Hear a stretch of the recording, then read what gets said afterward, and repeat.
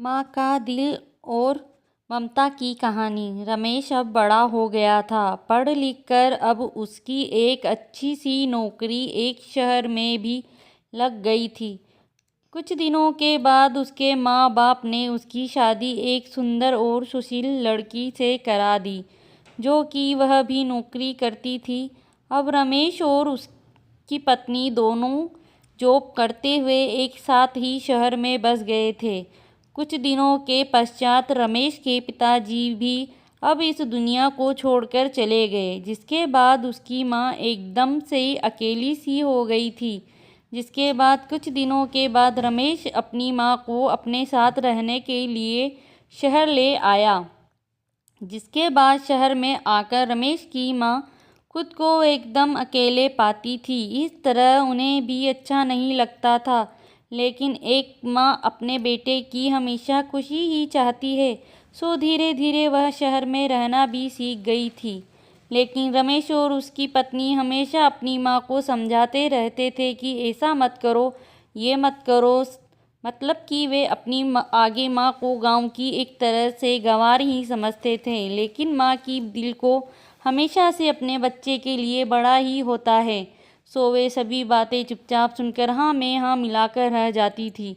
एक दिन की बात है, सुरेश की पत्नी को ऑफिस जल्दी जाना था, सो वह सब कुछ जल्दी से तैयार करके रमेश का खाना पैक करके ऑफिस चली गई।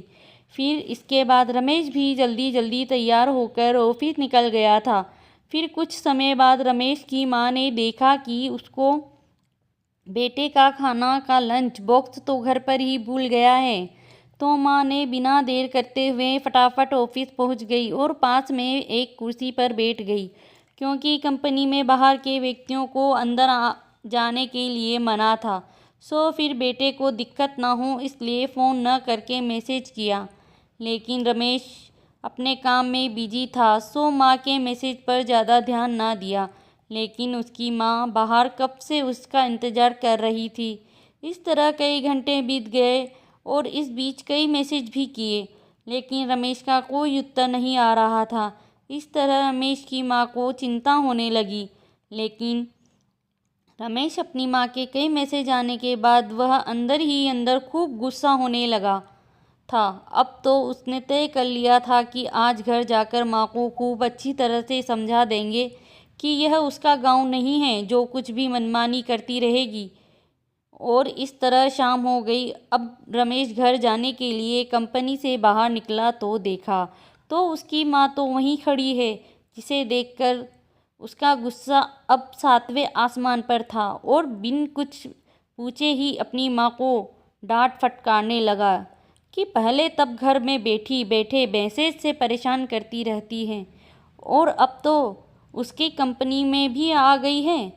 आखिर उनका यह गांव नहीं है जो मनमानी करती रहेगी। यह सुनकर रमेश की माँ ने खाने का टिफिन रमेश की ओर आगे बढ़ा दिया, जिसे देखकर रमेश को अब समझते हुए देर ना लगी कि वह अपना खाना भूल गया था, जिसे माँ ने उसे देने के लिए यहाँ आई थी। इसके बाद रमेश की माँ बोली, बेटा भले ही तुम बड़े हो गए हो, बड़े शहर में रहने लग गए हो, भले ही अच्छे बुरे की ज़्यादा समझ आ गई हो, लेकिन मेरे लिए आज भी तुम मेरे कलेजे का टुकड़ा ही हो, जिसे मैंने बचपन से लेकर आज तक पालते हुए आ रही हूँ। रमेश को अब आंखें खुल चुकी थी कि आखिर उसकी माँ उसकी परवाह करते हुए खाना लेकर आई थी, जिसे वह बिना सोचे समझे अपनी माँ को ही डांटे जा रहा था। अब वह अपने किए हुए पर बहुत पछता रहा था, जिसे देखकर माँ ने उसे एक बार फिर से अपने गले लगा लिया। और इस तरह रमेश अब आगे से खुद को माँ के लिए बदल लिया था। अब उसकी पहले से ज़्यादा अच्छे से देखभाल करने लगा था।